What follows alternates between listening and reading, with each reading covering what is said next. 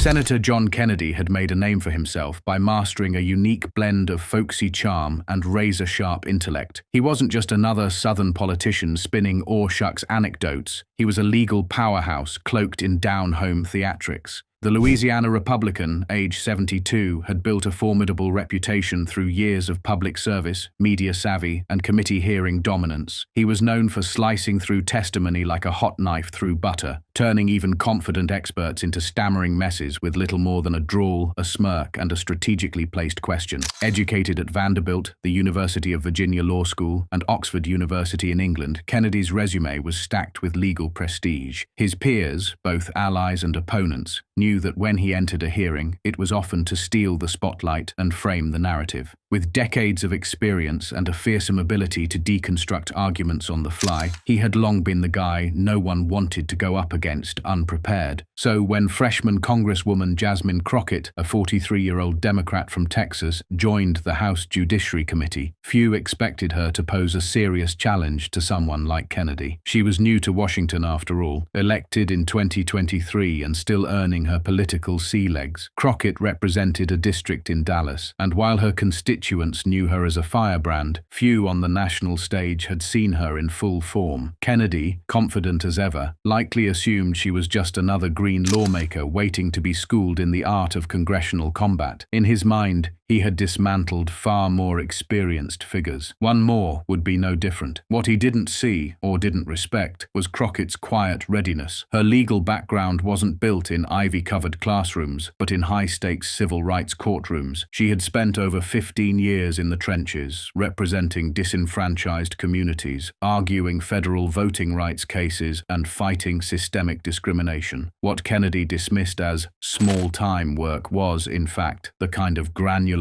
emotionally charged, high-stakes law that required far more resilience and tactical prowess than academic theory ever demanded. Crockett didn't come to Washington looking to climb ranks by playing the game. She came ready to challenge it from within, and Kennedy was about to find out that underestimating her was his first, and perhaps last, mistake in this particular matchup. Their collision wasn't just about ideology. It was generational, strategic, and deeply symbolic. Kennedy embodied the polished tradition of American political theater, well-rehearsed, sharp-tongued, and calculated. Crockett represented something newer, a voice forged not in committee chambers but in courtrooms where people's rights hung in the balance. She was direct, passionate, unafraid to confront double standards, and carried herself with a confidence that came from surviving battles much tougher than a Senate lecture. The scene was set like a play in slow motion. The Judiciary Committee was discussing voting rights, an issue that was not only politically contentious but deeply personal to Crockett, given her civil rights work. Kennedy entered the hearing in high spirits, relaxed and ready to do what he did best, dominate the dialogue with a blend of charm and dismissive logic. He leaned into his performance, starting with a long philosophical take on states' rights and federal overreach. His tone dripped with condescension, calculated, practiced, and familiar. But as he continued, something in the room began to shift. Crockett, who had been jotting notes with a calm focus, wasn't cowed or distracted. Her posture, still and focused,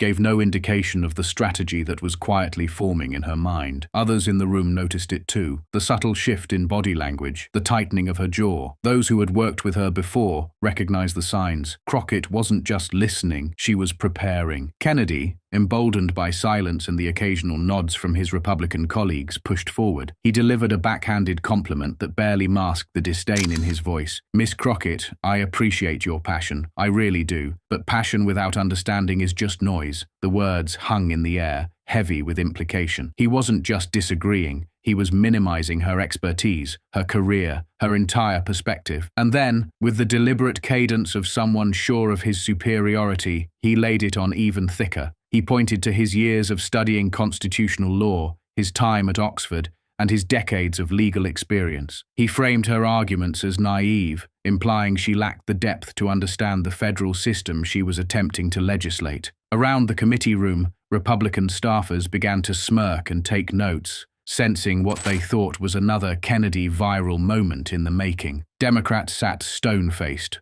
visibly bristling but holding back. No one wanted to interrupt the spectacle or interfere with what Crockett was clearly preparing to do. Still seated, she remained unreadable. She had heard tones like Kennedy's before, on the witness stand, in judges' chambers, across negotiating tables from corporate lawyers who didn't believe she belonged. But what they never understood until it was too late was that Jasmine Crockett didn't do battles she wasn't ready to win. She had learned long ago that the most devastating rebuttals are the ones that arrive without warning, sharp as a scalpel and twice as precise. And now she had her opponent exactly where she wanted him, bloated with confidence, publicly overextended, and about to walk into the kind of carefully constructed rhetorical trap only a trial attorney could lay. Then came the pivot, the moment Kennedy pushed too far. He leaned back, his tone dripping with a smug paternalism that would echo through the viral clips to come. "Let's be honest here," he said. "You're a freshman congresswoman from Texas who spent your time doing small-time civil rights work. That's admirable, it really is, but it's not exactly the same as understanding how constitutional law works at the federal level." The air in the room went still. The smirks faded. Everyone, even Kennedy, could feel something shift. Crockett raised her eyes from her notes, and the camera caught the transformation. She didn't flinch, didn't raise her voice. She simply stared directly at Kennedy with the controlled intensity of someone about to dismantle a case. When she spoke, her voice was even, calm, and deadly. "Senator Kennedy," she began, "I appreciate you sharing your resume with us. That's very helpful context." Kennedy chuckled softly, thinking he had won. He had no idea that she was about to turn his own resume into a liability. With surgical precision, Crockett laid her trap. She asked Kennedy to confirm that he believed her civil rights work was insufficient preparation for voting rights legislation. He agreed, still confident. She then pivoted, slowly, methodically, toward the core of her strategy. "Can you tell us," she asked, "how many voting rights cases you've personally argued in federal court?" The words cut through the room like a buzzsaw. Kennedy hesitated for the first time. He cleared his throat, shuffled his notes, and offered a vague answer about his broad constitutional experience. But Crockett wasn't done. She pressed, not general experience, specific voting rights litigation, the kind of work the hearing was about, the kind of work she had done dozens of times. And when Kennedy hesitated again, she opened the folder her staff had prepared. The trap was sprung. "Let me help you out," she said, "since you seem to be having trouble remembering. According to public records, you have argued exactly 0 federal voting rights cases." 0. The gasp in the room was almost audible. Staffers exchanged stunned looks. Kennedy blinked hard, clearly rattled, and Crockett didn't stop. She went on to list her own experience: 14 federal voting rights cases, victories in court, arguments before the Fifth Circuit. She didn't boast. She stated facts. Facts that stripped Kennedy's argument bare. What he had dismissed as small-time civil rights work was, in truth, deep, relevant, and far more current than anything he had done in decades. His Oxford degree meant little next to her recent courtroom experience in exactly the field under discussion. Crockett flipped the narrative on its head. In the space of 2 minutes, she turned from target to tactician, from freshman to expert. Kennedy had walked into the hearing thinking he would teach a lesson. Instead, he was the one getting schooled.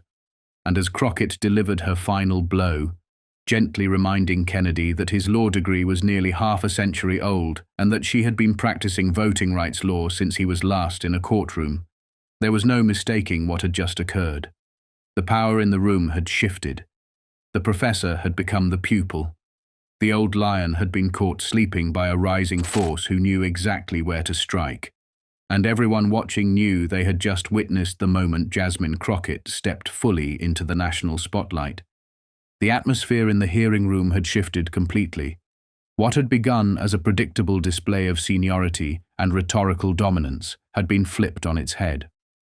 The moment Jasmine Crockett revealed the gaping hole in Senator Kennedy's actual experience, his complete lack of voting rights cases in federal court, wasn't just a personal rebuttal, it was the beginning of a public undoing.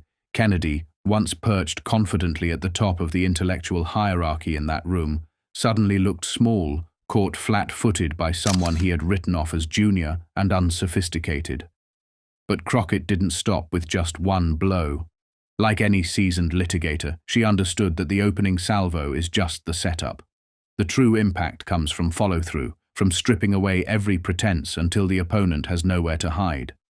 She leaned into the silence that followed her devastating point about Kennedy's record. The Republican side of the committee, just moments earlier nodding in confident agreement, now shifted uncomfortably in their seats. Staffers exchanged uncertain glances. No one rushed to defend Kennedy. Even Chairman Jim Jordan, one of the most unrelenting partisans in Congress, appeared to hesitate. Crockett capitalized on that moment. She pivoted, smoothly and deliberately, to highlight her own credentials, not in a self-aggrandizing way, but with the calculated authority of someone correcting the record. She listed court decisions she had been part of, cases she had argued, constitutional principles she had defended, not in theory, but in practice. She wasn't just equal to Kennedy in the realm of constitutional law, she was, in the context of voting rights, demonstrably more qualified. The visual contrast between them was striking. Kennedy, once grinning, was now tight-lipped, his posture defensive, his confidence eroded. Crockett, composed and unshakable, had become the focal point of the room. When she cited the year he graduated from law school, 1977, and contrasted it with her own graduation in 2006, she did so not to ridicule his age, but to make a broader point about relevance. Constitutional law, especially in voting rights, had evolved significantly in the decades since Kennedy had been in practice.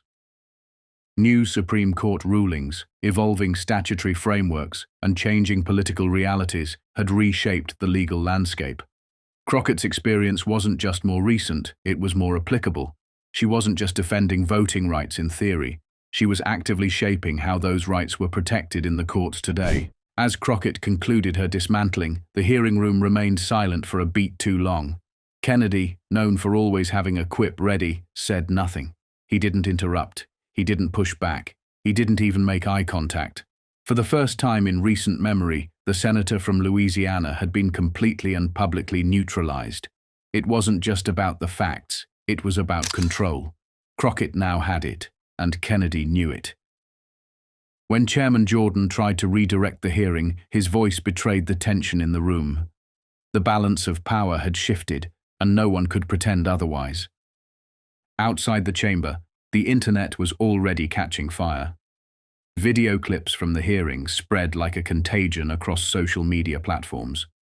The critical moment, Crockett calmly informing Kennedy that he had argued exactly 0 federal voting rights cases, was instantly clipped, subtitled, and posted by countless political accounts, influencers, and everyday users. Within an hour, Crockett destroys Kennedy was trending nationally. On Twitter, the reactions came fast and furious. Lawyers praising her technique, young women celebrating her composure, activists highlighting the racial and gender dynamics at play. TikTok was ablaze with reaction videos, law students analyzing her strategic framing, political commentators breaking down the timeline of Kennedy's unraveling, and users simply watching the clip on loop, relishing the poetic justice. On television, the response was no less enthusiastic. CNN ran it on repeat throughout the day, with a chyron reading, "Freshman Congresswoman Schools Veteran Senator." MSNBC devoted entire segments to the exchange, focusing not just on the drama of the moment, but on the substance of Crockett's critique. Even Fox News, typically Kennedy-friendly, couldn't ignore the footage. Their coverage was noticeably muted, focusing on the broader issue of the hearing while glossing over Kennedy's clear defeat. That omission itself became a story. What stood out most in the media coverage wasn't just that Crockett had landed a rhetorical blow, it was that she had done it so thoroughly, so cleanly, and so professionally that it was impossible to spin. There had been no raised voice, no theatrical indignation, no personal attacks, just facts, just preparation, just quiet, devastating precision. The moment resonated far beyond Washington. For women, especially women of color, who had sat in rooms where their qualifications were questioned or dismissed, This was more than political theatre. It was vindication. One viral tweet summed it up. Every black woman who's ever been talked down to in a meeting just stood up and cheered. As the evening news cycle kicked into gear, the story took on a life of its own. Political commentators framed it as a generational shift, a changing of the guard. Crockett had done what few in Congress had managed. She had silenced one of the GOP's most experienced interrogators using nothing but his own rhetoric and her lived expertise. She hadn't just stood her ground, she had taken new ground. For the Democratic Party, the moment was galvanizing. Here was someone who could not only withstand the GOP's best, but turn the tables and seize control of the narrative. Progressive groups flooded her inbox with support. Fundraising spiked almost immediately. Small dollar donations came pouring in from across the country, many with notes that read, "Thank you for standing up to the condescension. We need more like you." Behind closed doors, party leaders were already strategizing how to amplify Crockett's voice. She was asked to appear on news shows, briefed for upcoming panels, and added to lists of rising stars to be featured at national events. Even House leadership issued a statement praising her poise and command of the facts. Congresswoman Crockett exemplifies the kind of fearless, informed leadership we need to meet this moment in history, read a public comment from House Minority Leader Hakeem Jeffries. Other members began resharing the clip, framing it not just as a win for Crockett, but as a roadmap for how to confront institutional condescension with strategic strength. Meanwhile, the Republican side had few options. The typical reflex to circle the wagons and defend their own was noticeably absent. Kennedy's office issued a short, vague statement insisting that experience comes in many forms and that constitutional principles remain unchanged, but it rang hollow. It didn't address the specific points Crockett raised, nor did it offer any real rebuttal. The truth was undeniable, and Kennedy's credibility, so carefully cultivated over years of show-stealing committee performances, had taken a serious hit. Even within Republican ranks, whispers circulated about Kennedy's miscalculation. One unnamed GOP staffer reportedly said, "He went in cocky and came out cooked. Should have done more homework." Another senior aide put it more bluntly. "That was a clinic. She walked him right into it." The response wasn't just personal, it was professional. Committee staffers from both parties began reassessing how they prepared their members and witnesses. The era of assuming superiority based on seniority or pedigree had ended. From now on, every exchange would need to be treated like a debate stage, because anyone, no matter how junior, could be the next Jasmine Crockett. In the days that followed, Crockett's victory continued to ripple outward. Law schools added the exchange to their curriculums, using it as a teaching example of how to neutralize an opponent through questioning. Professors praised her courtroom strategy: let the opponent define the terms, then use their own framing to expose their weakness. Political consultants began reworking media training modules to incorporate lessons from the hearing. "Don't take the bait," one strategist wrote in a private memo. "Lay the trap instead." Perhaps the most telling indicator of Crockett's ascendance came not from within Washington, but from beyond it. Activists, educators, and young professionals shared the clip as a symbol of hope, resilience, and competence in a world too often dominated by arrogance, masquerading as authority. The image of Crockett calmly leveling Kennedy became iconic, not just a political moment, but a cultural one.